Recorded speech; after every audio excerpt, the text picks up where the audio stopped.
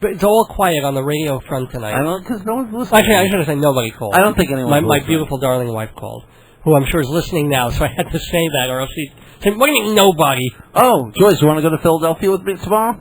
Yeah, Jeff is actually flying on a plane tomorrow. He's going to Las Vegas. He loves Las Vegas. Viva Jeff Goodman. He's got a cool hotel deal, because he was there a couple of weeks ago, and they're comping. Because Sam's Club likes me, and I like Sam's Club. So I mean, Sam's Town. Sam's Club is the Walmart thing. Sorry. Sam's Town Hotel. It's a little casino off the Strip, and that's why they... It's a lovely little casino. It's like the best casino in Vegas. Best place to gamble. I love it. This is not a commercial. It's just they did nice things for Jeff. So yeah, it was so nice. And they invited me. I'm in a free slot tournament. Ooh. So I have to tell you how I do. But I'm a winner anyway. As soon as I get there, not only do I get the 3 free nights, they give me a $50 gas card. $50? Oh, my God. That'll take you about 4 miles in your car. Thank you very much. And guess who's walking home tonight? Hey, I have my bike. If I start biking now, I could get home by about 9 in the morning. But, anywho, how did we get on this? Oh, I was just going back to baseball. No, I asked your wife if she wanted to go to Philly. Oh, well, by airplane. The weird thing is she's going to be taking an Amtrak train to Philadelphia tomorrow. And I don't know, I think she gets with her discount and student advantage or whatever you call it, somewhere between $38 and $45 for a one-way ticket to Philly, which I still think is pretty expensive. You can take a bus there for $20 or $25. But if she wanted to take an airplane stop doing that to the microphone. If she wanted to take an airplane to Philadelphia... You made it sound like I'm doing something horrible. Well, you're rubbing your lips against my lip is itchy. So use your hand. Other people have to use that fuzzy mic thing. It's gross. Sorry. They're going to get, like, your gonorrhea or something, or whatever else you have. I don't have gonorrhea. And like I tested you and I can trust that. Yeah, you can trust Sounds that. like you've got... I haven't had sex in ages. Who are we kidding?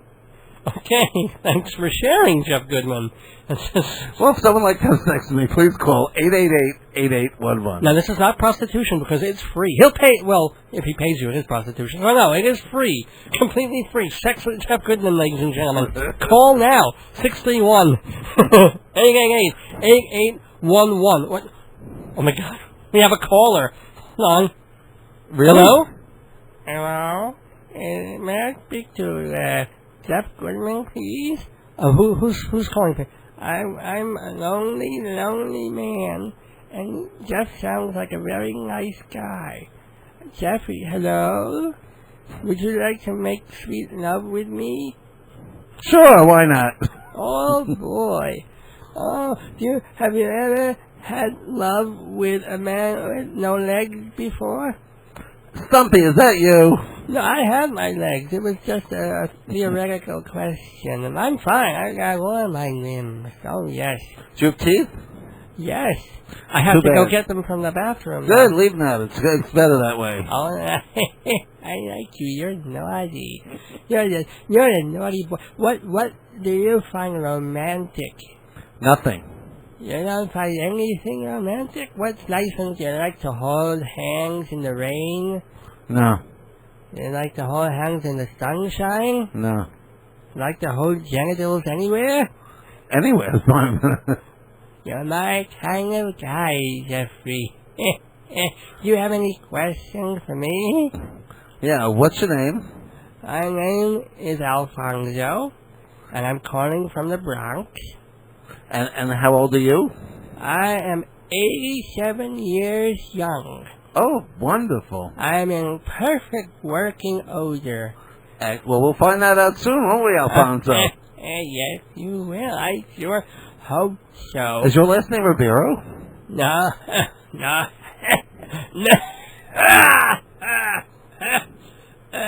Do you smoke? Never in my life, but I drink to excess. Oh, I drink to excess all the time. Oh, goody. Here's to excess. I bring some tequila, but you're the one who'll have to eat the worm.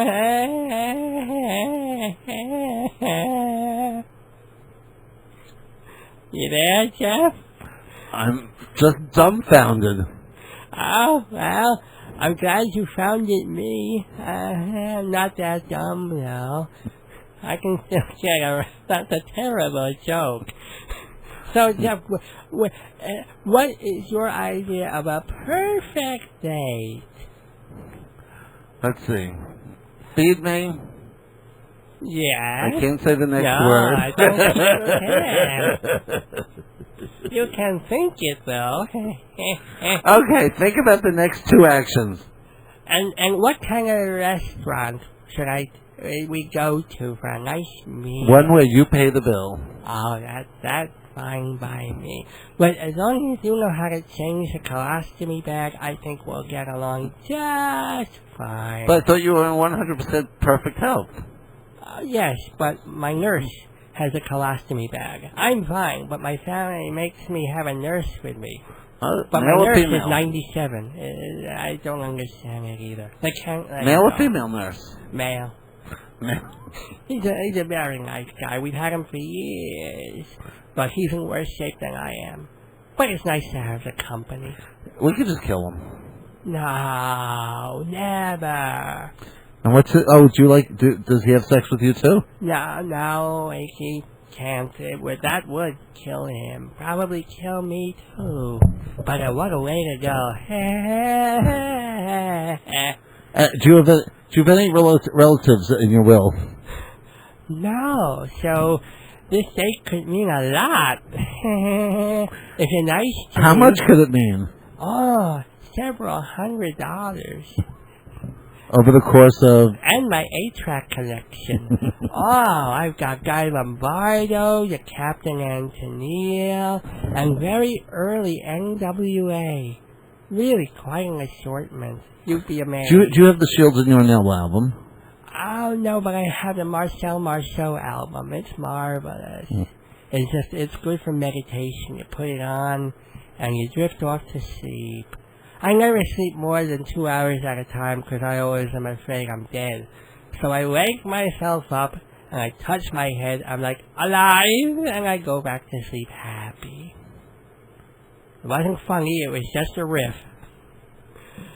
Well, Alfonso? Yes? It's been a delight having you on this pre-show on the Little Big Time here. So if I put you on hold, you and Jeff can coordinate when you'll have your day. Oh, that would be lovely. And so make sure, you give him your address and your phone number. Are you number. sure you wouldn't want to date Dave? Well, I'm kind of taken, Jeff. Well, she's off to Philadelphia tomorrow. Well, why don't you try Alfonso out? And maybe we'll make it a threesome. What do you think of that, Alfonso? Oh, I don't think my heart could take it. My genitals could. All right, Alfonso, I'm just going to put you on hold right now.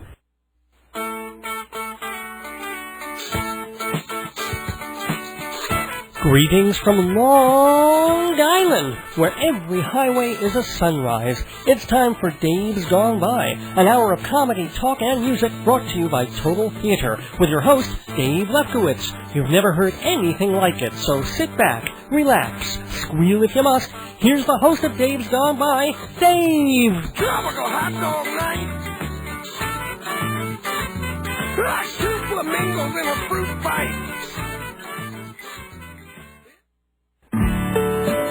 Okay, so your business proposal has been typed, proofread, photoshopped, and given a nice cover. Now, all you need is 20 spiral-bound copies, plus 1,000 printings of your latest brochure. Your Xerox can't do it. Your mailroom can't do it. Hewlett Minuteman Press can do it all. Your one-stop printing shop, Minuteman, 1315 Broadway in Hewlett. Open 6 days a week, 10% off for Dave's Gone By listeners. Family-owned Minuteman. Their service can't be duplicated. Yes, Minuteman Press, ladies and gentlemen, on Dave's Gone By. Sorry, I normally go right from our intro music right into the intro. But I kind of like the commercial there. Okay. It gets it out of the way, and I kind of heard about the 10%. I heard you say 10% off. 10% off for Dave's Gone By listeners at Hewlett Minuteman Press. But I do need to say that you're listening to Dave's Gone By with me, Dave Lefkowitz, also my great co-host, Jeff Goodman. And the reason that we had that kind of flip-flop of the commercial is I had to get the camera started. We got a camera in the studio. with a camera here. Ooh, why are you uneasy about it? Because it watches my every move, and I'm in profile. Okay, yeah. Well, it's a wide-angle lens. Ha, Good ha, evening. And the reason that we're doing this, I'm going to get this out of the way right up front because I want to tell everybody, and remind them, because we usually wait until later in the show to tell everybody this, but this is the week that 2 different programs, television programs, based on this show, go on the air on Cablevision. Wait, can I give a preview? Yeah. Well, let me explain what one of the shows is. You can play the go ahead. Play the theme of the first one. Well, it takes time because someone didn't load it onto YouTube just perfectly. Oops. Oh well, yeah. There's that lead time. They need 30 seconds of black before the. Here we go. Pull your. Not sure if people can hear that. Maybe a little bit in the background. Oh yeah.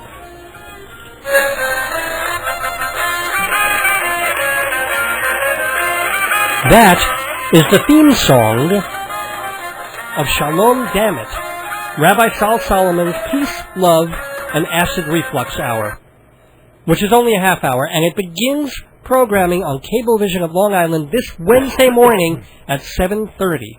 7:30, Channel 20 on your Cablevision dial, 7:30 in the morning, starting this Wednesday, October 3rd. It's kind of like your version of Sunrise Semester, isn't it? You remember Sunrise Semester? I used to love that show. I was a kid. I always thought I was going to learn everything in the whole wide universe. I wanted to, I was soaking up knowledge at that age. I thought, wow, all these kids in school, they're learning stuff, and I'm going to learn all this extra thing for adults because I'm watching Sunrise Semester, and they're going to teach me all this college stuff. I mean, I'm like 8. I was trying to watch and be smarter than everybody else by watching that show. And meanwhile, he just became more Catholic. This is actually more like Sunrise Sunset Semester in a way. You know, I'm just waiting. I'm really hoping for the claymation Davy and Goliath hour. I got, say, Davy. What? Davy, Goliath? Of course I remember Davy and Goliath. Davy? How can Jesus get me my testicles back?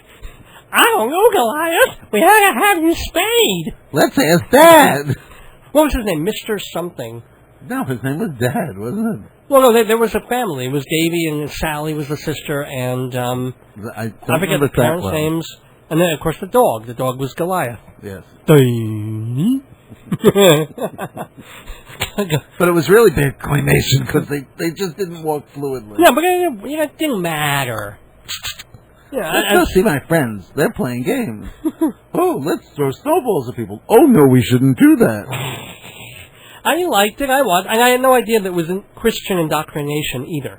No idea. I just thought it was, claymation stuff. And when they started talking about Jesus, I'm like, oh, well, I guess they're a Christian family. You just so think what? you're Jewish. Yeah, really, right. You've been indoctrinated into Christianity. Well, no, finally, now if you put on cartoons on Channel 2 on the Saturday afternoon, not in the morning, but there's a Jewish family cartoon now. It's not claymation, but there's a very definitely Jewish kid with a Jewish family running around. I think Rugrats was also, they made a specifically Jewish family. I could be wrong about that. But you're not going to find a more Jewish program. That would have been the Rugrats teams. You're not going to... the Rugratsowitz. But you're not going to find a more Jewish program in the world than Shalom Dammit, Rabbi Sal Solomon's...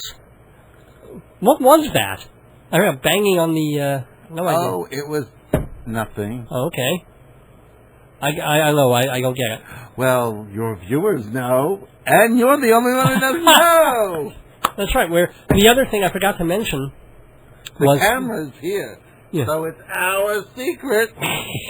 That's right. Give the TV viewers something extra visual. This, what we're taping tonight, is not part of Shalom Dammit, the rabbi half hour. Oh, God. Oh, my God. Jeff, will you do this? Will you do this for your public? What? Jeff is going to lift his shirt for the camera. I did it just a little bit for Bob Barker. No, but do it a little, show the goods.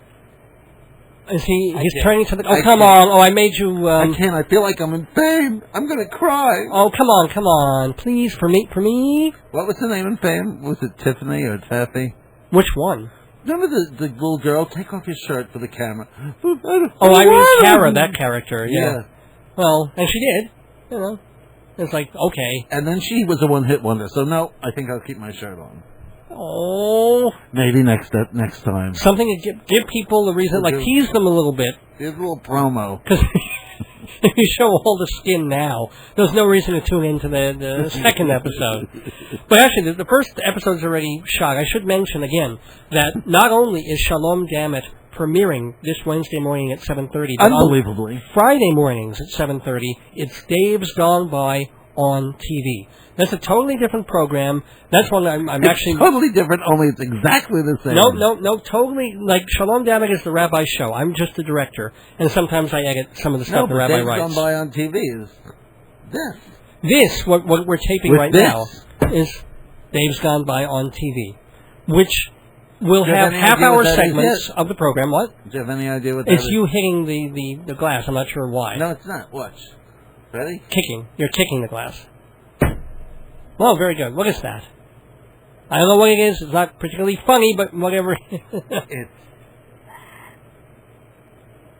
another TV thing that we're doing. You know, we're still on the radio here. We still have to do some audio. We can't get too tied up with the camera being there. So I just want to tell everybody. Is there a camera there? Oh, God. I've made a ham of... like, I think I have far to go to do that. But everybody, Wednesday, Shalom Dammit. And by the way, you dressed beautifully for TV. Oh, my God. I've had my shirt off all day because it's so warm in the damn studio. And I like to settle in. I forgot to put my shirt on. And also white, which is the worst color, except for stripes, to wear on camera. Well, I guess I look pretty cute in a T-shirt. But once we get to the first commercial, I'll throw something on. Guess again, Dave. Oh, dear. Oh, dear. Oh, well, that kind of day, that kind of night. You know, as soon as the Mets lost, all my sartorial splendor went to hell. So, ladies and gentlemen, we have to roll on. So, again, reminding everybody about those TV shows. Wednesday, Friday morning, both at 7:30 a.m., Channel 20 on Cablevision. One is a show with the rabbi. The other is segments of Dave's Gone By from current times and all the way back from 5 years ago, right on your TV sets. And you even get a little backstage, get to know what happens behind the scenes. Yeah, exactly. You get to see me in a T-shirt. Oh, stop that. Stop that now. But you know what we have to start? We have to start the show because we've got a cool guest. We have Dave Praeger. I heard he's full of it. And he would take that as a compliment. You know why? Yes. He's an expert. What do you do? Because I told you in the last half hour what his specialty. Well, why don't you tell everybody then? He's a poop aficionado. Yeah. In a slightly more serious way than that. He's an expert in waste management and how the whole range of civilization as we know it was often shaped by the way it discards waste. Everything from inventing the indoor toilet to what we do to get rid of our waste now in such an industrialized world. Ooh. All right, I'm making that sound boring. He also loves to talk about poop, because who doesn't? So, ladies and gentlemen, we have an expert on poop. We have Mr. Poopowitz. He wrote the book called Poop Culture. I almost said Pope Culture. It's a little different. Poop Culture. The Pope may be full of poop, too. Well, we have a Nazi Pope, so it might as well be. Catch him on a bad day. It's like in his little Pope mobile. It's like, I'm sorry, I left a stain. Ew. Ew, ew, ew. Dave Praeger, a guest in the Daverhood in just a few minutes. Also, we'll be talking about Broadway. Yeah, we'll have two Daves tonight. It's a bi-Dave. We're bi-Daveable. Dave, I don't know. Anyway. We'll have dueling Davids. Inside Broadway, we'll be talking about some Broadway news. And yes, if there's time, we will once again do a little post-mortem about the baseball team. Formerly known as the Mets. I mean, it's being a Met fan is always having to say you're sorry. It really is. You know? I think they should change their name. To the Mutts, what? To the New York Unbelievables. Well, there were the Amazons. They had an amazing crash, if you think about it. Something else, something like the Chokers. They call themselves the New York stock market. No, because the stock market has high points. Anyway, we'll be back. It's time for a carnival. This is what baseball should sound like. And what has it been sounding like? Well, I mean, instead of who let the dogs out. And so, ladies and gentlemen, we've had enough poop from the New York Mets, some crappy play, and then we're consigning them to the dung heap of history, but we're having a different kind of poop. Dave's on having no tonight. problem with his segues. Dave's a little stopped up with segues. So You were having a little segue blockage there? it's Constipation Nation on Dave's Gone By, but we'll rectify that. We'll rectify it right after this with Dave Praeger.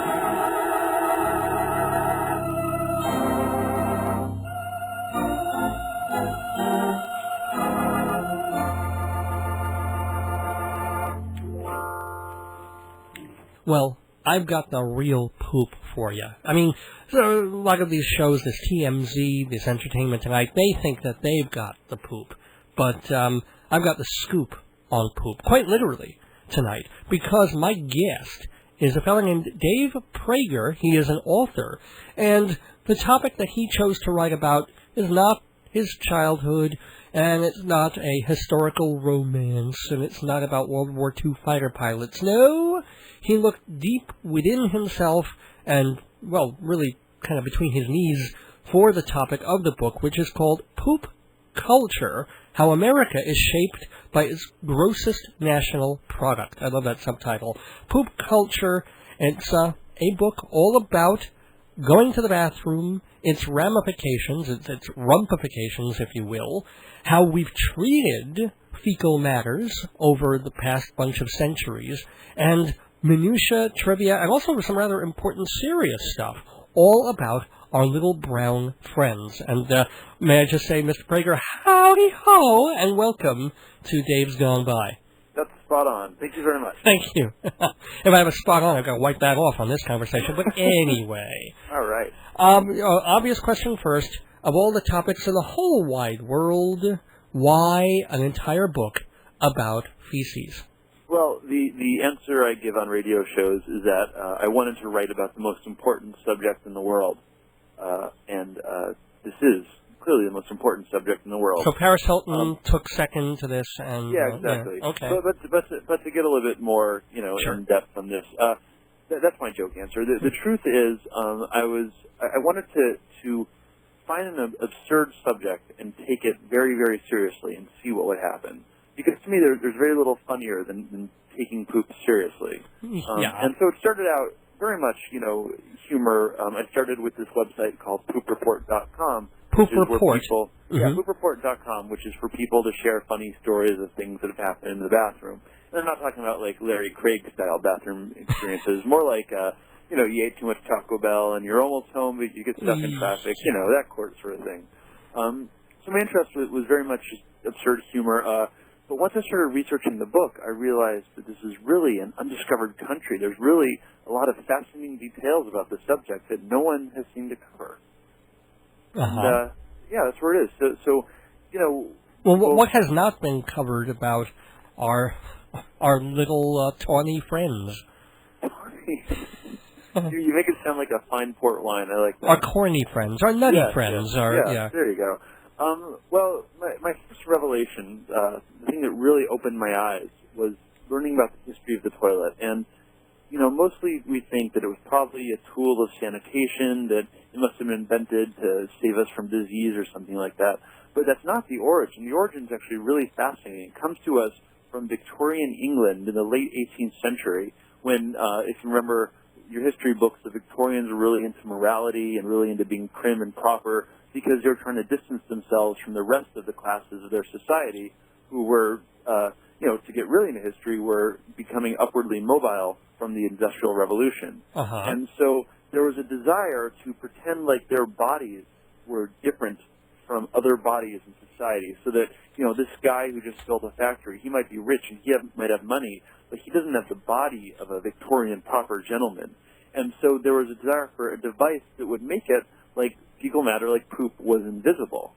And a couple of inventors in the time, around the 1770s, 1780s, saw that there was a real demand for a device that would make waste invisible. And so that's what the toilet does. If you think about it, it goes in this little bowl, and you press a button, and water carries it away, and you never have to see it again. Waste makes haste, as it were. Yeah, exactly. And waste is a terrible thing to mind. Nicely countered. And we kept to it ever since. Now, I'm curious about the ergonomic design because I was watching some program a couple of years ago on TV of all places, because that's where programs tend to be. But it was about toilets, and it was about the ergonomic nature of the way toilets were built, and they say that they're not actually ideal for most people. I mean, it would seem, okay, you sit down and boom, but they say, no, it should be on a tilt or some kind of weird thing. It should be much more dramatic than that. The human body is designed for squatting when it comes to elimination. Okay. The way the rectum works is it's actually kind I of love this. I love this. I'm sorry. Yes.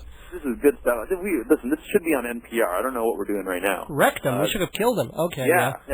The rectum is designed to act like a shelf. So when you're standing, the weight of the waist is supported by this bodily shelf that comes from the rectum. And as you get down in the squatting position, these shelves kind of retract to open up and let things pass through freely. Okay. But in the sitting position, things are only about halfway open. So when you're going to the bathroom, you're actually pushing against your own body. And the lower the toilets, the closer you are to the squatting position, then you're going to be okay. But the fact is, we have to push hard in our society, and it's partly because of our diet. We don't eat enough roughage, to generalize, but it's also because we're fighting against your own body. And in Eastern countries, places where they squat, they have much less instances of hemorrhoids than we do. Oh. Yeah. Well, I mean, hemorrhoids is just a burst blood vessel because you've been pushing too hard.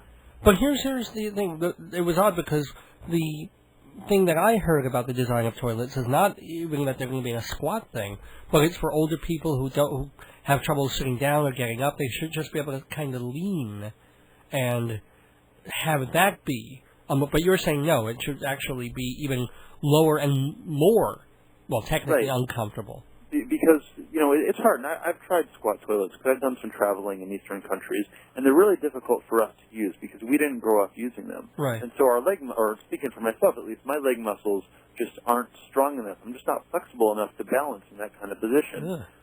But in the East, even the older people, once they get really old, they still have the muscles. They're doing squat thrusts every single day, maybe 2 or 3 times a day. Yeah, that I'd like to see. They can do it. But so and when did they wipe? Did they wipe in that, or did they stand up and wipe? Well, depends on what you mean by wiping. They don't actually use toilet paper in the Eastern countries. Yeah. Okay. Well, we scoff, but let me ask you. Yeah, I'm scoffing. Or let's say you were going to the bathroom and through some terrible mishap, you got poop on your arm. Yes. What would you do? Wash off my arm. You'd wash it off. You wouldn't take a piece of paper and smear it off, and then, maybe not quite, take another piece of paper and smear it a little bit more, and another piece of paper and smear it more until you couldn't see it. No, of course not. You'd wash it off. And that's what the people in the East, they look at us and they think, you guys don't wash yourselves, you just smear it until you can't see it anymore? Oh, I see. Well, yeah, this is why a lot of the European toilets have that, the last time I really talked in depth about this kind of thing, I had a spokesperson on from Toto, the Toto company, because they created this washlet toilet. Yes, I was fascinated by this, and was very happy to have her on. And it's this bowl which has a warming agent, and then water. It's like a bidet also. The water shoots up, hits you in the pooper, and that supposedly cleans you out as much as anything else. Absolutely. And then it dries you very nicely. I don't even know what the hell else. It feeds you breakfast. Unfortunately, it feeds it to you rectally, but that's a total other... Hey, it's a step at a time, right? Yeah, right. And actually, in Japan, where Toto originates, they get even fancier than that. They have toilets that will supposedly analyze your urine and then, email you the results of whatever you can learn about yourself. That's fabulous. Yeah, it's amazing. That's like your IQ is 128. Exactly. And you have too much sugar in your diet. And you have osteoporosis. This is Dave Praeger, the author of Poop Culture, How America is Shaped by Its Grossest National Product, and you're listening to Dave's Gone By on WGBB. Why do so many people see pooping as, quote-unquote, a shameful act? This is one of the questions I'm supposed to ask you from your website. So I think by the way, the website is poopthebook.com. Poopthebook.com. So one of the questions is, why is there shame associated? Is it because of the Victorians? It comes from the Victorians, yeah, but it's more like So the form of the toilet was created based on an ideology of making waste disappear. Now, after we learned about germ theory and realized that waste transmits disease and we shouldn't have it going into our water, then we kind of adopted the toilet for sanitation use. And suddenly, instead of being a tool of the elite, it was a tool of everybody. But it still retained the form that was based on the ideology. So even though now we're much more open about it than the Victorians were, and our society has changed, we still have this ideological apparatus in our bathroom. But are you saying that the culture is way before what we're talking about is the Western modern era? Are you saying other cultures had absolutely no problem with making doo-doo? I mean, they just go behind a tree. I mean, they still go behind a tree. No, there's always been a push to... Push being the operative term, yeah. You're going to get me on every one of these, aren't you? Oh, yeah, absolutely. There's always been a push in many cultures. There's been a balance between shame and the body. It's like it partly comes from religion. There's a lot of influences. But what made the toilet different is it's the first time that ideology was able to be matched by technology. And so this is what makes our era different than the other eras. So in other words, technology was able to keep up. People said, we think we need this. Technology said, we can build you this. Right, and there it was. So when the toilet was spread across society as a tool of sanitation only, it could have taken many forms. But the fact is, it retained this ideological form where it has to be in a private bathroom, and you cannot hear what's going on. You shouldn't see what's going on. You certainly shouldn't smell what's going on in there. And the ideology has been closely associated with the infrastructure ever since. I still think it should be right in the kitchen. Right in the kitchen. You eat something that has fiber. It's like the circle of life, isn't it? Yeah, just go in, out, there it goes. I mean, people have private bathrooms in their bedrooms, in their master bedrooms, because they don't want to walk 10 extra feet to the other bathroom. So it has to be that close. Well, I mean, I guess when you get older, that is kind of important. Okay, let's... But as a measure of how much tastes have changed in, let's say 250 years before the toilet was invented, the idea of having what is essentially the outdoor privy in your house was shocking. You had chamber pots, which is what you would do when you just couldn't wait anymore. But the idea of building a structure in your house to poop in, my God, that's like shocking. So, you take someone from 1750, you take George Washington, and you show him the modern house, and you'd be shocked.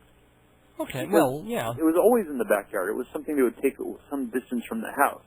Also, that was for technology reasons, because you wouldn't poop in sewers that would whisk it away. You would poop in a cesspool, and it would just kind of sit there, and that gets pretty disgusting. Now, let me ask, speaking of machines and things like that, one of the things you mention in your book, Poop Culture, is they built a pooping machine.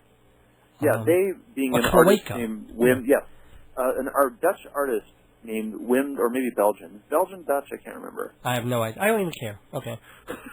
A European artist named Wim Delvoye built what he called cloaca, which is essentially, like you said, a pooping machine. He teamed with a bunch of scientists and created this really elaborate machine that has chemicals and biological processes and bacteria, and you put food in one end, and it goes through all these chemicals, and out the other end comes poop. Oh. You can't tell the difference between fish poop and human poop. Oh, my gosh. But this isn't a science project, and he'll be the first to tell you this isn't about science, it's about art. I thought it was about humor. Okay, but art will work. And what is the artistic message of building a machine that actually poops and digests just like a human body? My interpretation is that it's a comment on the nature of art itself. So you go to a museum, and there's a machine that creates poop. And so you're sitting there, and you're looking at it, and suddenly you think, wait a second. I have to go to the bathroom. Well, after you go to the bathroom, you just think, wait a minute, I just paid $7 to come in and look at poop. Now, either this is a joke. Hey, I pay $14. Yeah. Yeah. Or what is it? Just because the museum says this is art, then it's art? So what makes this machine different from Picasso? It's that kind of comment. Okay. And it goes much deeper than that, of course. And if you read the book, it goes. I have a whole chapter pretty much devoted to art and poop. Well, yeah. Sorry, poop in art. Some of the names you mentioned entirely different. The aesthetics of waste. Yeah. Yes. No, that's not in there. Well, remember when you're a New Yorker? Am I correct? That's right. So you remember back in the bad old days of Giuliani, after he had solved all the crime and he had nothing else to do, he decided to go after art. Right. And in museums and stuff. And he went after, I think, Andre Serrano with the urine on the crucifix. Right. And then the woman who created a rather pretty religious Indian painting of like the elephant, using elephant poopies. It was actually a man named Chris O'Feely. Sorry, okay. He looked like a woman, I thought. No. I think he had long hair. Oh, maybe that would do it, yeah. Anyway, yeah, it was, the sculpture was of the Virgin, or not the sculpture, the art. Oh, that's right, Virgin Mary. Yeah, that was, and it rested on a pedestal of elephant dung. And Giuliani freaked out, of course, because he likes to do that. And he said, you cannot associate the Virgin Mary with poop. Now, the artist claimed that it was an homage to Africa where elephant dung was considered sacred. Right. That may or may not be true, but what's interesting is how powerful the symbolism of poop is. It's the purest negativity in our culture. Well, yeah. Yeah, it is. And I actually have a whole chapter devoted to that, devoted to the symbolic uses of poop. Like, for instance, remember, was it Police Academy 3? Did you see that one? That's funny. I might have, but it's not foremost in my mind. It's one of Steve Gutenberg's more forgettable. I've been watching some old Bergman movies and been checking out The Aviator. Somehow, Police Academy 3, it's lower in the pile.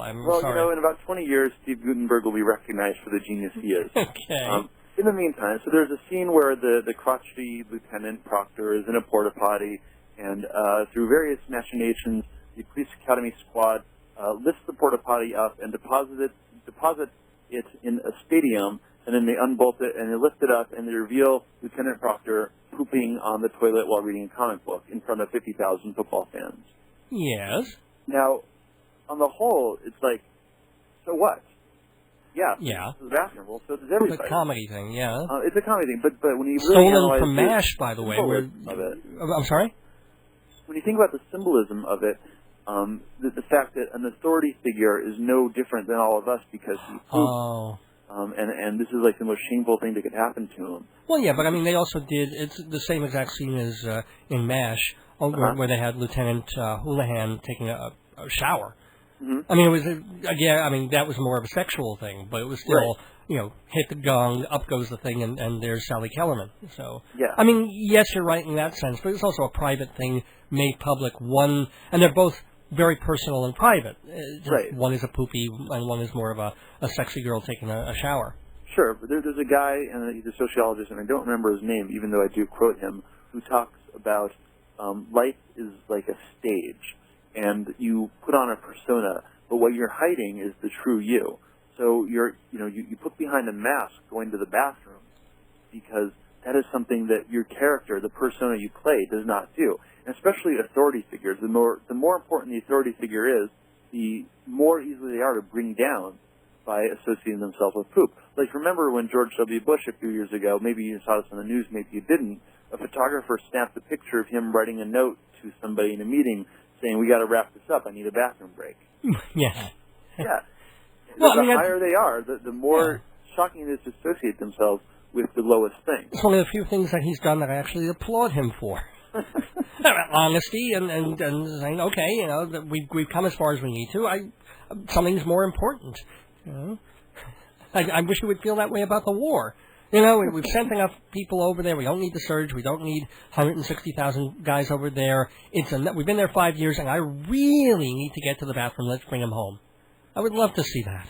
If presidents took a pledge where they couldn't go to the bathroom until the war was over, I think we'd have a lot less war. And that's an even better idea than Lyssa Strada. Forget the sex strike. If we just close the bathrooms until the boys are home, I think that would make a big, big difference. We are talking to Dave Praeger, who is the author of Poop Culture, How America is Shaped by Its Grossest National Product. You can find out more about it at poopthebook.com. I've been looking it over, reading it a bit. I love the intro by Paul Provenza, who of course, he's the comedian, and he was also instrumental in making the Aristocrats film. He was the director, I believe. Oh, that's right, he was the director, so he knows a few things about poop stories. Oh, yeah. Had a true one of his own. That's kind of marvelous in the book. I want to give that away. What's the best poop story you ever heard? Well, as I mentioned earlier, I run also, in addition to my book, I run poopreport.com, which is dedicated to people sending in and sharing their bathroom stories. Uh-huh. And one of the funniest ones I've ever read was of this fella who, it was Thanksgiving dinner, and all the family was over, and the turkey was downstairs about ready to go out. But he had some stomach problems, so he went upstairs and he clogged the toilet, and unbeknownst to him, the toilet overflowed, and then the drippings actually came down through the floor and just right on top of the turkey. And the story the title of that story, of course, is "The Day I Ruined Thanksgiving." Oh, that's pretty good. Yeah. If I had, there's one story in my life. It is actually the greatest story that I have to tell about my entire life, and it does involve this. I unfortunately, I don't have remotely enough time to tell it now, but let's just say it involves me, the theater, and a bad meal. And Were you there's on some. stage? I'm sorry. You were on stage when this happened. Oh no! I think that would have been. You're right. That would have been even better. But this was close enough, and all the little details came together in such a perfect way, and such a perfectly miserable way for me in that particular evening. Oh man! One day I will have to share that with you because it's pretty spectacular. It was It remains the most famous theater review that I've ever written because I wrote half about the show and On behalf of the readers of poopreport.com, I implore you to submit this story to our site so that the world can enjoy this incredible story. I appreciate that. I'll get around to it as soon as I get through the other 10,000 things I do for free. But This is Dave Praeger, author of Poop Culture: How America is Shaped by Its Grossest National Product, and you're listening to Days Gone By, Spewing the Poop on WGBB. So is there a sequel in the works? What's next for you, Dave Praeger, and your poopage? As I said, I've been making this transition from humor to the more serious issues, and we didn't even talk about the environmental issues, of which there are many. Uh-huh. I think my next book is going to be about the future of the toilet and sewage infrastructure in both the developing world and the developed world. I'm actually going to be spending the next year in India, among other things, researching toilets and sanitation in the developing world. I'm fascinated by, because we think that the toilet is one of the ultimate achievements of modern civilization. But in a sense, all it's doing is collecting all our waste and transporting it to these $billion sewage treatment plants where they can do a pretty good job of taking the water and cleaning it and putting it back into the water cycle. But there's still a lot of problems with what they're doing with the waste they collect. And I think that there might be an even better way. We need like a Manhattan Project for poop. We need to really blow it up and revolutionize the way we collect it and the way we do something, because poop is our link to the food chain. We're at the top of the food chain, which means we should be at the bottom. We should be providing the food for the microbes. We should be providing fertilizer for plants. Well, not when we die, we do. We don't. Well, we do. Okay, so we do in the sense that a lot of these sewage treatment plants will take the sludge they collect and then put it on a field, and they think that that's pretty holistic. And it is in theory, but in practice, the sludge is contaminated by household chemicals like the paint you pour down the sink, and industrial chemicals, and all sorts of crazy heavy metals that are going into the sewage systems. Yeah. And so what we're actually doing is we're concentrating household and municipal waste onto farm fields, where at some point it's either going to travel up into the food chain or down into the water table. And so we're not so much eliminating the problem as pushing it off and concentrating it in this other area. Yeah, you mentioned... So I want to find the holistic solution to this, because there's got to be a better solution than what we're doing. And there's also incredible technologies coming down the line. I read about some researchers in Penn State who are making fuel cells that use sewage as a fuel. Finally. So imagine if your waste was powering your house. Well, I mean, there's all this talk about, what is it, hydrogen that George Bush is into to run cars, and they're saying that's the most ridiculous, cost-wasteful thing, I mean, aside from coal and fuel oil.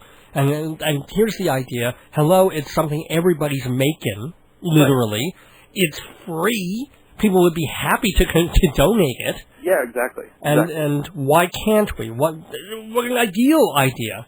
It's amazing, isn't it? I'd say it's utopia, and then you'll say it's pootopia. Oh, Oh, you're better than that. Come on, make one better poop pun for us to go out on. Oh, no, you're putting me on the spot, aren't you? I'm putting you on the pot, as it were. Oh, thank you so much. Yeah, Dave brilliant. Praeger, he's the author of Poop Culture. It's been actually surprisingly delightful to have you Well, thank you. on Dave's Gone By. I wish you absolute best of luck with your upcoming sewage project, as it were, not to mention sales of the... But where can people get Poop Culture?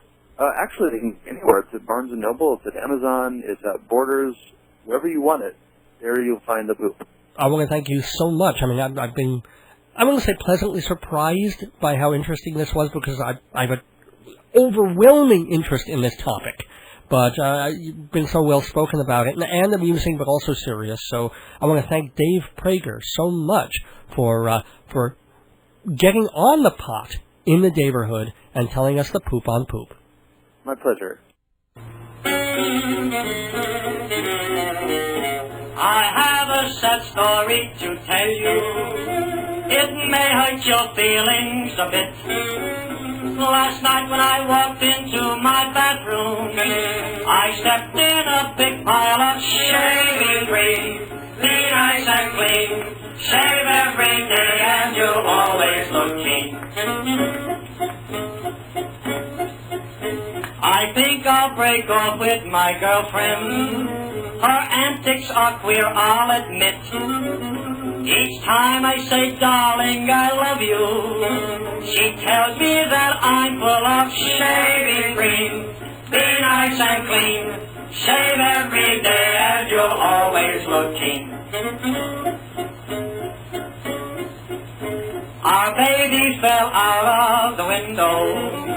You'd think that her head would be split, but good luck was with her that morning. She fell in a barrel of shaving cream. Be nice and clean, shave every day and you'll always look keen. An old lady died in a bathtub. She died from a terrible fit. In order to fulfill her wishes, she was buried in 6 feet of shaving cream. Be nice and clean, shave every day and you'll always look keen. When I was in France with the army, one day I looked into my kit. I thought I would find me a sandwich, but the darn thing was loaded with shaving cream. Be nice and clean, shave every day and you'll always look keen. And now, folks, my story is ended. I think it is time I should quit. If any of you feel offended, stick your head in a barrel of shaving cream. Be nice and clean, shave every day and you'll always look keen.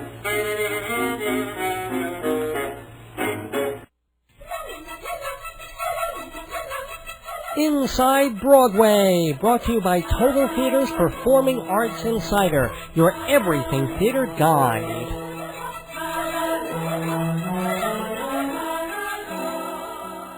Yes, Performing Arts Insider Theater Magazine, the Bible of Broadway. I think we forgot to thank all our sponsors at the beginning of the show. We did. We got all of them? I think we only got... No, we didn't. We talked about the commercial from Minuteman Press, because I played them. So I didn't get to thank MortgagesRock.com. Because they do. Because you can find out about mortgages and how to get them and how to give them to your friends and relatives at MortgagesRock.com. I can thank Performing Arts Insider, Theater Magazine, the Bible of Broadway, not 10% off for Dave's Gone By listeners, better than that, because there's a special... 11.72% off. Even more. More. A 15. 1-year subscription is normally... Free what? Free. No, it's not free. It's not even remotely free. It's an expensive little magazine, but worth it because it's worth a journal every centime, as it were. Everything on and off Broadway, cabaret, opera, and dance. And Dave's Gone By listeners get a very special rate. Go to davesgoneby.org to find out that rate. Ooh. And also our other sponsor is Fancy something about balloons. Fancy balloons. Something like that. But let's give their number so we can just in case people want to decorate their parties. I'm not picking up on that. All right. I seem to remember it being Fancy Schmancy balloons. And they do party decorations, balloon archways, centerpieces for your table for bar mitzvahs, bat mitzvahs, weddings. Are they any good? Office parties? No, not really, but they support the show. So use them. 516-797-3229 is the phone Oh, by the number. way, last week we gave away a free party. Yeah. No one called. I called. You didn't give me a free party. You didn't ask for the free party. I want the free party. Can't have it. Why? Special's over. Oh, You work for the radio station. That's true. See what you guys missed by not calling Jeff at Fancy Schmancy Balloons. 516-797-3229. Can't get you a free party now, but can get you a very good rate on decorating your party just right. I mean, we joke about it, but it's for real. He does a nice job, and if you need a DJ, he can hook you up with that. If you need flowers, I can bring you to Vegas, get you tickets to wherever you want. He can get you laid, ladies and gentlemen. That's he can find Alfonso from our pre-show. I was just going to say. Oh, he may still be on hold. Oh, well. Anyway. Yeah, that's what you do when you're doing stuff on the fly and improv. So really, that would make me a... What? Who takes care of the hose? I beg your pardon? Who takes care of the hose? I'd be a pimp. Oh, what do you mean the hose? Well, if I'm going to get them laid and set up a party. Yeah. I'd be the pimp Oh, of hose. Ho as in plural of ho. Yeah. I thought you meant I don't even know what I thought you meant. We got to get Ho, to ho, Inside hose. Broadway. Yeah, oh. I'm the pimp of the party world. You're freaky styling, Jeff Goodman. And your head is like blocking the whole camera now. Oh. Just let me have a little spot on the camera. There, thank you so much. Dave, yes? This will be airing. I can't believe it. Anyway, let's get to theater news, ladies and gentlemen. Well, I mentioned last week, but am I blocking your big head now? No, you're fine. You're fine. Okay. I think my microphone is... Or there we go. The Tony Awards, the 62nd Annual Tony Awards. Is it that time of year already? Well, usually they would wait to announce when they would be until well after the New Year. We but talked about this last week. Yeah, but I wanted to mention that they're going to be held June 15th at Radio City Music Hall. They're going to use the same producers, same director, even though the ratings have been tanking over the past couple of years. They got an Emmy like 2 years ago, so they're pretty excited about that. So they're keeping the same people, and they've added 2 exciting new categories to the Tonys this year. Do you know what they are? Yeah, it's the audio, right? Yep, sound design of a play and musical. Right. Like you would figure they would think of a category that would be exciting that people would care about. They did a couple of years ago. Didn't they put on the replacement part? Which would have been a very cool category. And then they never even nominated anyone. Yeah, and Jonathan Pryce was really ticked off because he felt he would have been in the running when he took over for John Lithgow in Dirty Rotten Scoundrels. And I think it was sparked by Reba McEntire taking over for Bernadette Peters. And then everyone came into Chicago for their shot at it. Yeah, right. And then it just, the category, which would have been fun. They would have put that on the big 3-hour show, not sound design. I think it No offense to sound design, it's important. And half the damn sound designers on Broadway are blasting us out of our seats. Thank you very much for nothing. But... What? Yeah. Well, yeah, you go to half the shows off the musicals on Broadway. You come out of there going, what? Because you can't hear anything. All your tinnitus ringing in your ears. But anyway, do you remember last year's Tony Award winners, Jeff Goodman? Some of them. What were they? Spring Awakening. Well, yeah, I knew you'd remember that one for Best Musical. And what do you want to know? What else? Well, won Best Play, Best Revival of a Musical, and Best Revival of a Play. The Best Play... It's not so easy, you know. 2 weeks after the awards ceremony, everything goes out of our heads. I'm thinking Journey's End. That is Best Revival of a Play. That is correct. Best Revival. Ding, ding, ding, ding, ding. Now, what was the Best Play? Best New Play? Best New Play. It wasn't one of the one-woman things. Nope. I'll give you a very easy hint. It was 3 plays in 1. Or 1 play in 3. Oh, that's right. That was Voyage, Shipwreck, and The New World. Yeah, Coast of Utopia, the Tom Stoppard trilogy. And what was the best musical revival? It didn't help, I'll tell you that. Critics liked it, audiences... Oh, Company. Company, the revival of Company. See, that's how much the Tonys really matter at this point. Like, less than half a year after they're over. We don't even remember what won, for the most part. No, but, well... It helps if the shows are still running, of which only Spring Awakening is, of that... Of all the Tony winners? Yeah. Well, the Tonys... I'm not talking about the Best Actor and Actress and all those. Well, who was Best Actor in the musical? Oh, I don't have that list. I don't even... was it Raul Esparza, or did he lose? He lost. To whom? David Hyde Pierce. Well, Curtains is running. That's kind of surprising. That's still running. I remember that one. But The Grey Gardens, that's gone. Well, that one, supporting actress and supporting and lead actor. Lead actress, right. And supporting actor in the musical was Spring Awakening. Not Jonathan Groff, the guy who I really like. Oh, I know who you're talking Gallagher about. Jr. John Gallagher Jr., yeah.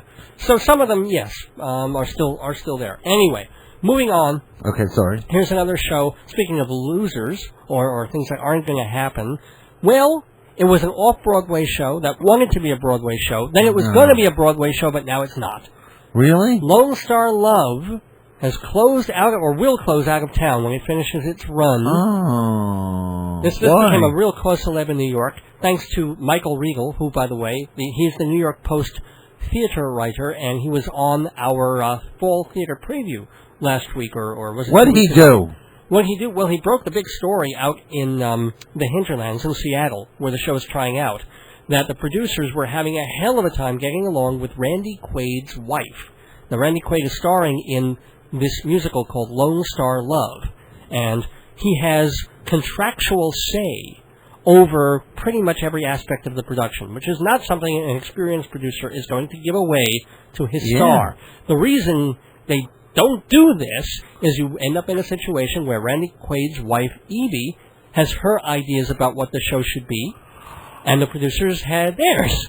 And, of course, when... How about the director? Do you have an idea? Oh, I don't know. So Randy was doing his thing, and he wasn't doing... he was doing more than the producers really wanted. He was taking it in a more dark direction, and they wanted something a little more comical, or vice versa. Either way, it became... dogs and cats and fighting and blood, and they can't even just replace them. And then it broke in the New York Post.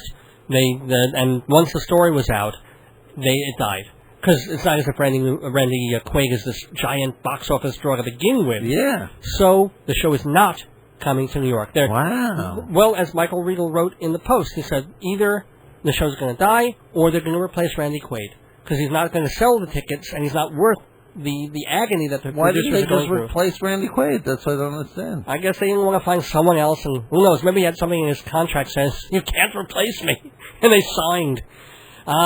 Inexperienced producers, I guess. They're saying upcoming plans for the production will be announced when they are available. But the Belasco Theater is available, folks. Lone Star Love is not. Who are the producers? I don't have that in front of me. Oh, sorry. Anyway, here's just some smaller stuff. Tell me something good. Tell me something good. Rufus. And? Chaka Khan. Chaka Khan is coming to Broadway. She's going to play Sophia in The Color Purple starting sometime rather soon in November. And she's also going to be opposite gospel singer B.B. Winans, who will be playing Harpo. Never occurred to me that B.B. would be a man. But I guess he is.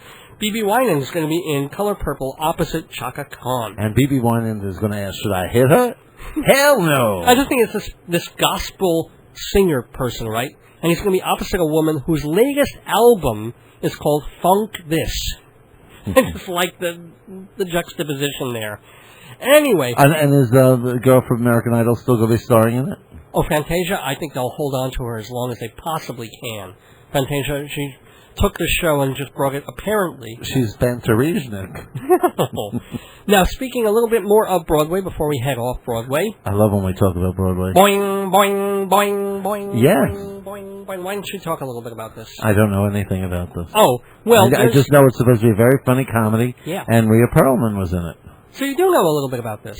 That it's coming to Broadway. It should be coming to Broadway, right? The French farce that was huge in France had this running. Is it about Boeing? I think it takes place on an airline. I'm not 100% correct. I think, yeah. So, married couples and this and all that sort of farcical door slamming. Something tells me there's going to be some people in the bathroom. I guess. I don't get it. Oh, what else is there to make fun of them? Where else are they going to go when they leave? Oh, there's an airplane. Yeah, that's a good point. Yeah, how do you do a farce on it? There's only one door, unless you're the Arabs and you're storming into the cockpit. But that's a very different. Well, no, you can go into if it's a wide body, then you have not two doors, but you have two access ways to the galley. And then, of course, if you're doing a Polish production of Boing Boing, there's no the exit row. I'm stepping out for a minute. Ah! Sorry. But also they could be going into the wrong bathrooms, because they're like 4 or 5. There's no such thing as a wrong bathroom on a plane. There really isn't, is there? No, there's no men and women. But anyway, Boing Boing, this farce from a long time ago that had this enormous run in England for years. It ran like 2,000 performances there, which now for Broadway, that's not as big a deal. But way back when, it was in a England, big deal. that's almost like not quite like the Mousetrap. So now finally they're bringing Boing Boing to Broadway, directed by Matthew Warchus. It's coming in the spring, this coming spring, and you've kind of got an inkling because, as you said, they revived the show recently in London. It's playing until October, and they brought in Taxi's Rhea Perlman, from the real-life wife of Danny DeVito. And I'll betcha, I'm not taking bets, but I wouldn't be surprised the reason they did that is they'll bring it and her over here in the spring. What else? Speaking of off-Broadway, well, no, it's actually a Broadway thing. October 22nd, they've announced the 24-hour plays. It's going to be a 24-hour thing where it's a one-act play festival. They gather 6 playwrights and actors and 6 directors and 25 performers, and they write overnight, the playwrights do. Then they all meet in the early morning, they rehearse, they do a tech rehearsal, and then 8 o'clock at night, literally less than a day after the whole thing started, they put on these one-act plays. And some of the famous people that they've got to do all this include Billy Crudup, Rachel Dratch from Saturday Night Live, David Cross from Mr. Show, he's a very funny guy, Lily Taylor, Elizabeth Berkley, Mariska Hargitay from one of the Law and Orders, Julia Stiles, Rosie Perez of the show that you're really looking forward to, which is The Ritz, playing at Studio 54 now. Did it start previews? Yes, it did. So there you go. And Nellie McKay will also be taking part. And the writers, include Warren Light, David Lindsay-Abaire, and Teresa Rebeck. So that's October 22nd at the American Airlines Theater, the 24-hour plays. They do it. It's all done in one 24-hour cycle. What theater is that? The American Airlines. The one that the Roundabout owns, yeah. I don't know if it's a Roundabout production or if they're just giving them the space. Little more Broadway news. Happy first anniversary to A Chorus Line. Opened October 5th, 2006 at the Gerald Schoenfeld Theater. Revival of the Ed Clay Band, Kirkwood Dante, and Marvin Hamlish musical. Did you see it? Yes, I did. What'd you think? I thought it was okay. The revival, I thought it felt more like watching people in a play than watching the real people, which the original did. Okay. This very much didn't have the same original feel. It wasn't creation; it was a recreation. Yeah. I mean, I felt that. I thought it was well done, but it didn't. There was nothing particularly inspiring about it. I felt like I was revisiting an old friend. Yeah. But not like, whoa, wow, this is exciting to see. And of course, the stuff that shocked us in the 70s wasn't really shocking anymore. Yeah. I'm gay, and I had to dress up in women's clothes for a job. Ooh. That's his big monologue, which I guess was so profoundly... Don't make fun of Paul. Why? Don't make fun of Paul. Because Paul is the serious part of the second act. If his thing isn't really kidding, I'm just joking. Okay. Just whatever. Anyway, last hello thing. Hello 12, hello 13. Goodbye, love. Or hello, love. No, hello, love. Yeah. Goodbye, Mets. And finally... Time to grow, time to get... Now. When am I going to grow? No, I can't say that word on this station. But anywho... Tots. We have a Broadway opening this week, this Thursday. It's been a couple of weeks since we've had a Broadway show open. And opening at the Biltmore Theater, Manhattan Theater Club's production of a show called Mauritius. We have Mauritius Wishes coming to us. It's a dark comedy by the aforementioned Teresa Rebeck. And it's going to star Bobby Cannavale, who you might know from Will and Grace, and also Who was good Will movies. and Grace? He was the boyfriend of Will towards the end of the series. He was the cop.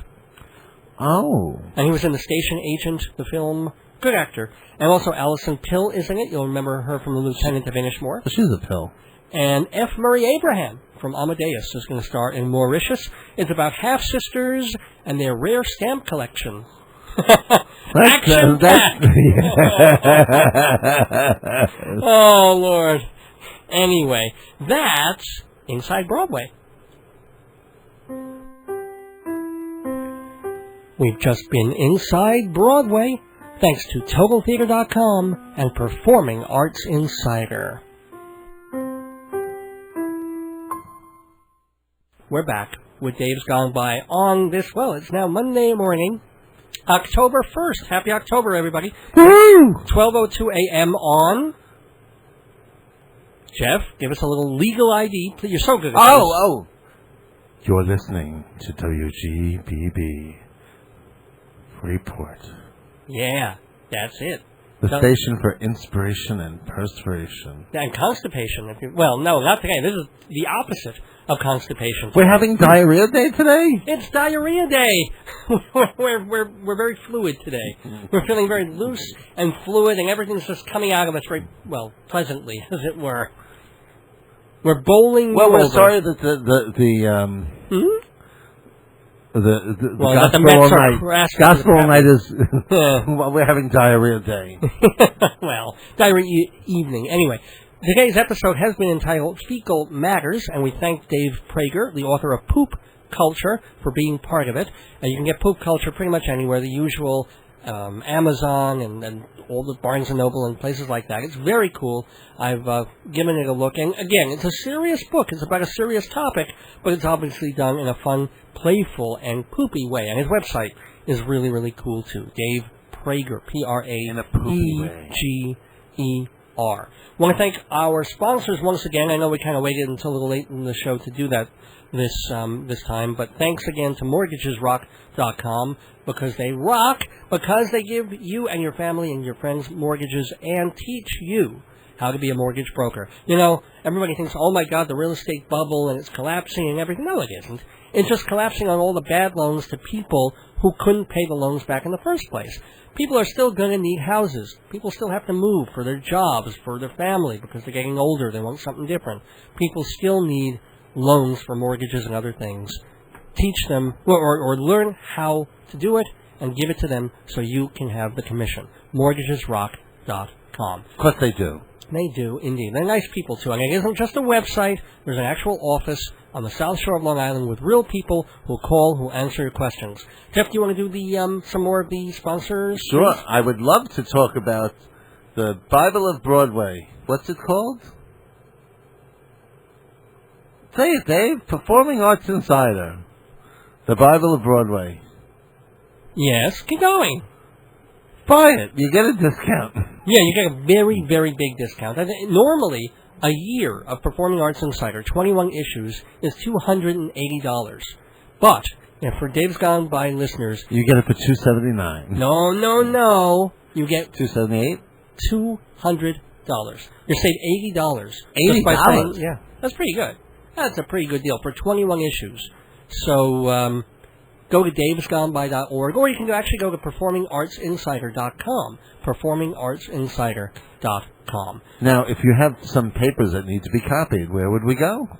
Hewlett Minuteman Press. 1315 Broadway in Hewlett, right next to... next to Lohman Shoe. And across the street from... Lohman. That's right, ladies and gentlemen.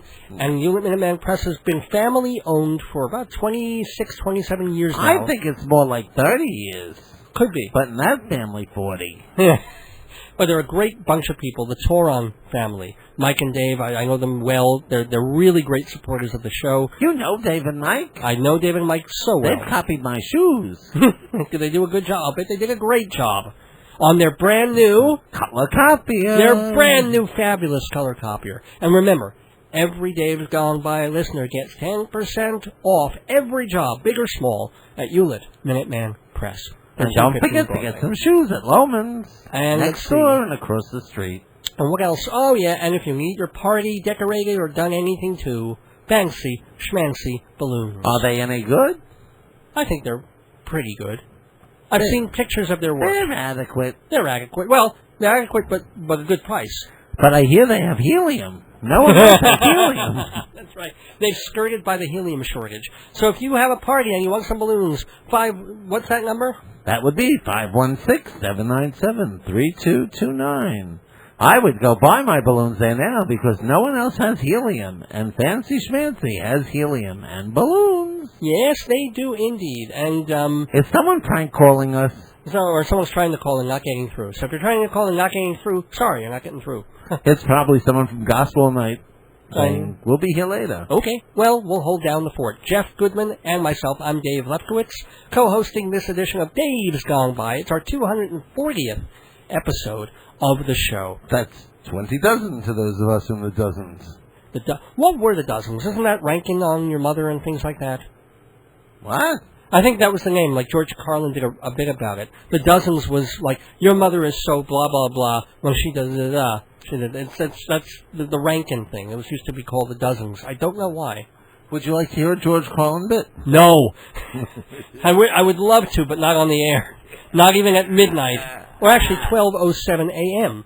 on WGBB. I will remind everybody, as I did very early in the show, if you just tuned in, that this is the big week for us. This is the TV week, when we premiere 2 different shows on Long Island Cablevision. On Wednesday morning at 7:30, it's Shalom Dammit, Rabbi Sal Solomon's Peace, Love, and Acid Reflux Hour, except it's only a half hour. It's hard to describe, except the rabbi does his own brand of spiritual Judaism, and you have to see it to believe it. 7:30 on Wednesday mornings, Channel 20 on Long Island Cablevision of Woodbury. Won't be on satellite, won't be on Time Warner, just on Long Island Cablevision. And then Friday mornings at 7:30 on Channel 20, Dave's Gone By on TV. It's this program, not this particular one, or this one will be on in a bit, but it can be a show from 5 years ago, a show from 3 years ago, or it can be a brand new episode of Dave's Gone By on TV, the radio show on television. Thank everybody thank you. You're welcome. for listening to this 240th episode of Dave's Gone By. Thanks again to Dave Praeger, author of Poop Culture. Thank you so much to my beloved and wonderful wife, Joyce, for all her help and all her love every week and every day of the year. Reciprocate it right back at her. I want to thank also, again, all our sponsors, but we did that. And I want to thank, certainly, or remind everybody of a few things. First of all, you can listen to a bunch of vintage episodes of Dave's Gone By at theaterpod.com. That's theater with an E-R, theaterpod.com. You can hear it. They're absolutely free, 25 episodes. You can go backwards and forwards and play them over and over again, 24/7, theaterpod.com. Also, bunch of things on YouTube now, not just what we've been telling you about for a long time, that Jeff Goodman and Charles Gross host a Manhattan cable television program about the theater called Two on the Aisle. And you can see clips of that on YouTube, and I'm also a guest on some of those shows. So you can see me there on YouTube with Jeff and Charlie in Two on the Aisle. And, as I said, and I'll say it again, starting this Wednesday morning, 7:30, it's Shalom Dammit, Rabbi Sal Solomon's Peace, Love, and Acid Reflux Hour, 7:30 a.m., Channel 20 on Long Island Cablevision. And then Friday, 7:30 in the morning, starting this Friday, October 5th, it's Dave's Gone By on TV, again, on Cablevision, Channel 20. Wow, and also listen, I think, Thursday nights at 9:30 p.m. on this station, WGBB, for Filler Up.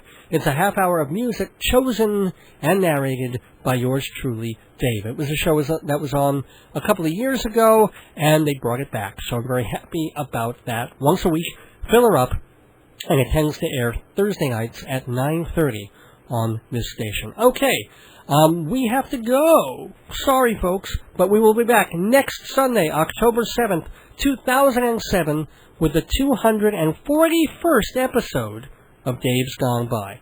Until then, don't miss your days going by. This is Dave Lefkowitz and Jeff Goodman wishing you good night, so long September, bye-bye Mets, and good Bye. No. Gone Let's by. do it again. I can't believe See, this is what happens when you don't concentrate. This is when you do like 10 different things at one time. I know, I'm just trying to get something done, and I say gone. No, we're going to do this again. Gone. This is Dave Lefkowitz. And Jeff Goodman. Wishing you a good night. So long, September, and... Bye-bye, Mets. And gone by. Another seat, another bowl, another log comes out my hole. It's really pleasing when I'm a-squeezing and making poopies. I pull my shorts below my rump. I read the sports and take a dump. It's brown and shiny, straight from the hiney that's making poopies. Sometimes I sit for ages, waiting so patiently, though my intestine rages, nuggets are all I see. I eat some bran and have some juice, run to the can and shake it loose. I wipe my tushy when it gets mushy from making poopies.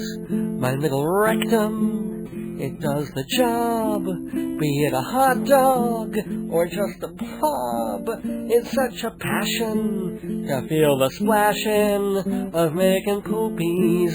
I grit my teeth and hug my gut, while underneath I hear a splut. It always happens with all my crappings. I'm making poopies. One day my gut got swollen. I chalked it up to gas. But when I touched my colon, blood shot out of my ass. Now I feel whoa, and it's a drag, 'cause when I go, it's in a bag. I miss the odors of all the floaters when making poopies. So listen here, I recommend that once a year, check your rear end. Just find a doctor to do a procto. He'll stick a finger of your gazinga. You'll scream and yelp, but it may help in making poopies.